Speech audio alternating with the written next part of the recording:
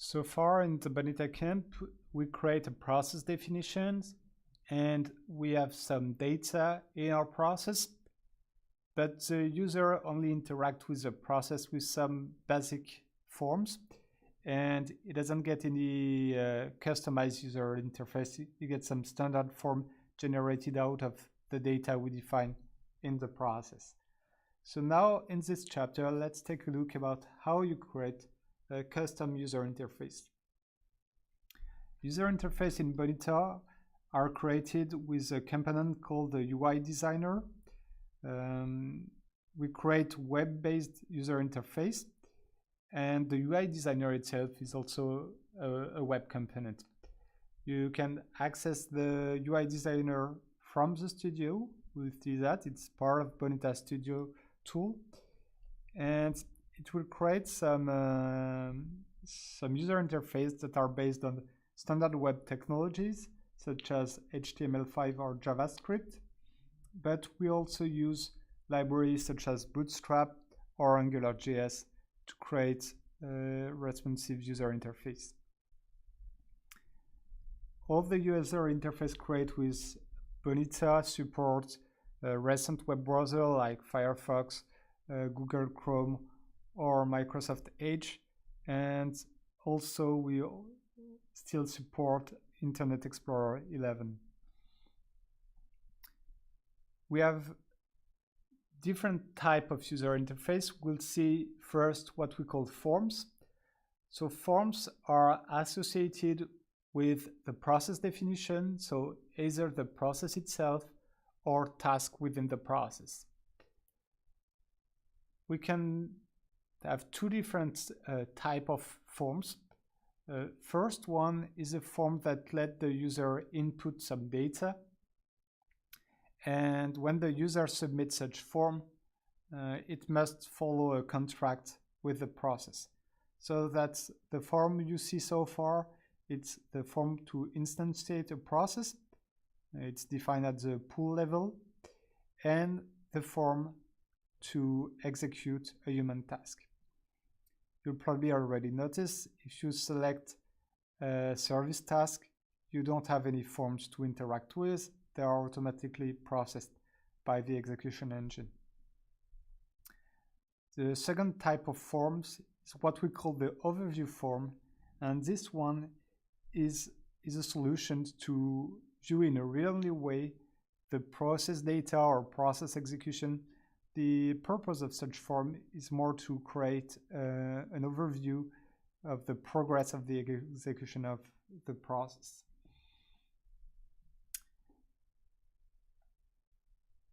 On the main form we are interested in this Bonita camp, it's a process instantiation and the human task. Also, an important difference is which kind of context is available when such form is displayed, what kind of information are available in the context. So when you are on a process instantiation form, you know about which process should be started when the user submit the form, so you have information about the process definition that will be start, and that's basically it. You don't have any process instance created yet. It's only when the user submit the form that the process instance will be created. When you are on a human task, you have more information. For example, you have information about the currently running process instance, also the task instance, because the form is associated with one task that is currently pending, so you get information about the task. And you also have information about what are the data related to the currently running process instance. You get information about the business variable declared in your process. So let's take a quick look about the creation of such form from Bonita Studio. So if I work again on my previous example where I have a business variable here in my process, so here that is a product with a name, a description, and a price. I've created a contract so far to instantiate the process. So here you can see I select the pool, and I have a contract that requires a name and a price, and the contract is named demo product input. In order to create my my form, I can go in instantiation form tab here and click on the pencil icon, or in the contract I can click on this UI Designer button here, and this will generate for me a form based on the contract information. So you can see here I have two widgets that were added for me. One to input the name and one to input the price of the product. And both widgets are binded here. You can see the value of the widget is binded to a form input variable. So this variable is declared here in my UI Designer. It's a JSON variable. It's binding to the attribute demo product input. And what is really important to notice here is that this demo product input exactly match the name defined in the contract. If I go in Bonita Studio, here we have demo product input. So this is important because there is a naming convention. When you submit the form, you need to have the JSON data matching the contract. So you should be careful in case you're doing some refactoring on the user interface. And here on demo product input, I have another attribute. It's a price. Again, this needs to match the contract. So this form input purpose here is to have the default value, to define the default value display when you load the form. So here we don't have any processing instance created yet. So if you want to have, for example, default price, you can set here a price like, for example, 50.0. And if I save this and preview the form, you will see that the price here is already input, but the user can, of course, adjust the price and put whatever you want. We have a second variable here, the form output, because we might want to do some processing on the data that is sent. If you check on the submit button, the data sent on the click is binding to the form output variable. But if you check the default value here of the form output, we find the name again of the contract, demo product input, but we reuse the form input data.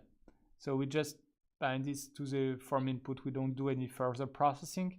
So in this example, we might use as well only form inputs, but in some situation you might want to do some extra processing, like maybe removing trailing white space or anything like that. So you can use for that some JavaScript expression here. So if you need to customize this, you can't move around all the widgets. You can as well add some other widgets, like for example a text widget. Here you can display some variables with syntax like that. If, for example, you want to display a reminder of what was the price input by the user, you just do something like that, form input and you use the attributes of the object, so like this. And if I preview that, when I will type the price here, you can see that I have the price display and it's updated live. As long as I type a new price, the value is updated here. So you have this broad range of widgets available here. Now let's take a quick look about the difference when I create a page on a step. So for example, here with my description contract, I will again do the same, generate the user interface based on the contract. And you see here the main difference is that I get this extra variable. So I have the task ID, task, and context information. So task ID is actually get from URL parameter. This is a parameter provided when you will load this form in the Bonita portal. You get the ID of the task. And then we perform some API call to the Bonita engine to retrieve task information. And from the task ID, we retrieve also the context that provide information about the business variable. So if I do something like this, for example, and I can display what is inside the context variable. It's some JSON data. And now if I run the process, we'll just simplify it here, make it just one single step. Oh, sorry, I'll just to fix the issue. Yeah, actually I created two forms with the exact same name. Just I will update this. This is my step form here, and save this, and now it should be all right. Okay, so let's run this this process. I can start it, and here you can see information I got in the contract. So you can see that I get this demo product reference, and this is actually the name of the business variable declared in my process. And you can see that I get information about the type of this business variable, and I also get this link here to call. This is an API that I can call to get the information about my business data. I also get information about the document that I declare in my process. So if I use this API here, I can show you here. If I call the API, I will retrieve information about my business variable. So for example, I can find the price here, price value, and I can find the name I input. So this will be useful when you want to display some data. Here, if I want to display the data in the step variable, I can do a REST API call to this API to get the data. Now, a second type of user interface, there are what we call pages. So you build them exactly in the same way as forms. There is no difference. The only difference actually that you will have between forms and pages are the execution context. As I said, when you create a forms, you have information about process definition for instantiation form, and you have information about process instance and task instance when you create a form to execute a step. On pages, you actually don't have any context information. So in order to get some information to display in pages, you call the API and you call the search query on the BDM, for example, to display information about the business data. Or you can call the API to get information about the currently running process instance. You can also call the API to perform action, like execute a task, start a new process instance. And the purpose of the pages is mostly to create some kind of dashboard or custom user interface to have a global view about the currently running action. Like, for example, if you have a manager that need to get this global overview about all the vacation requests of all the employees to make sure that the team is still able to run when someone is away, you can get this overview in a page. And if you put several pages together, you create what we call an application in Bonita. So an application will be a set of pages that provide this custom user interface compared to the standard task list. And you put on top of this some menu to allow user navigation among the different pages, and you get an application. So for example, in your application page, as I said, you can create some custom page with a query to the BDM.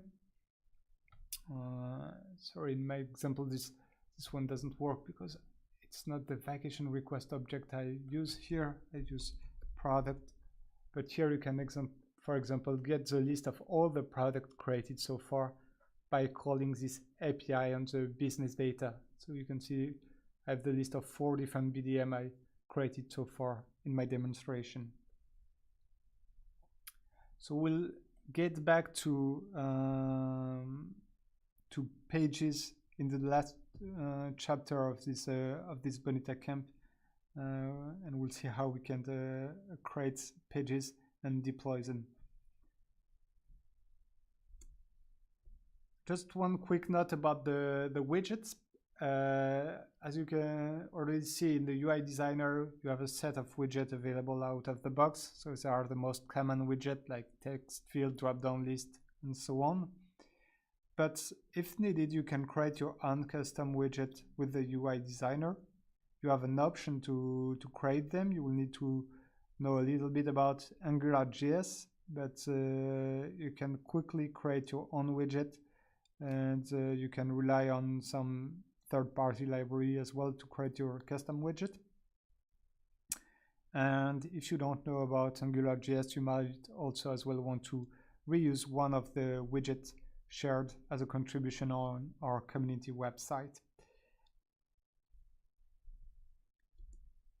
Finally, just a quick sum up about how you can display some data in a page, or in a form actually, in a task form. So as said, in a task form you get this context variable by default.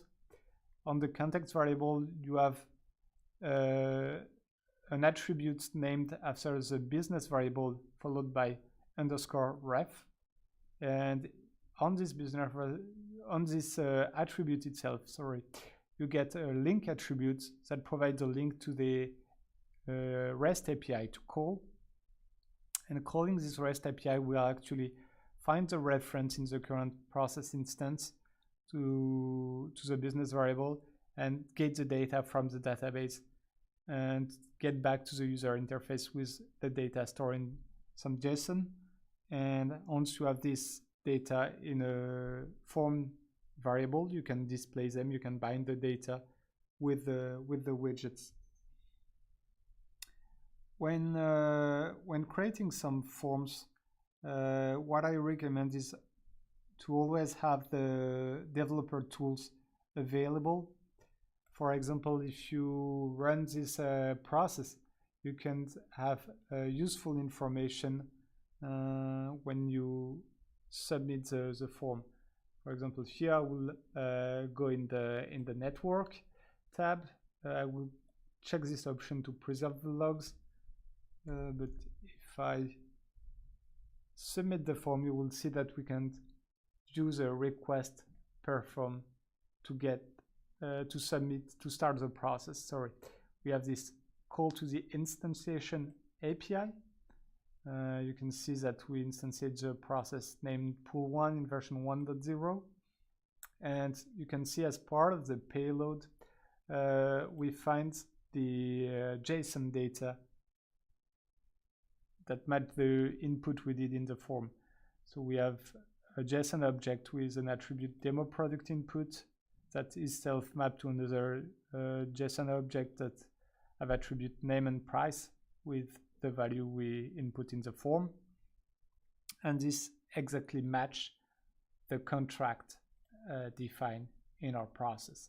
So in cases you fail to start a process, you will probably get useful information in the developer toolbox. But the most common issue is usually a mismatch between the contract and the JSON sent here that is based on form variable. Also in this call here, you can see that we get the context information from an API call. So you can see in the response here, we have the JSON information about my business variable demo product that is declared in the process with the name, with the type, and the link to call, as I mentioned previously, to get the business variable values.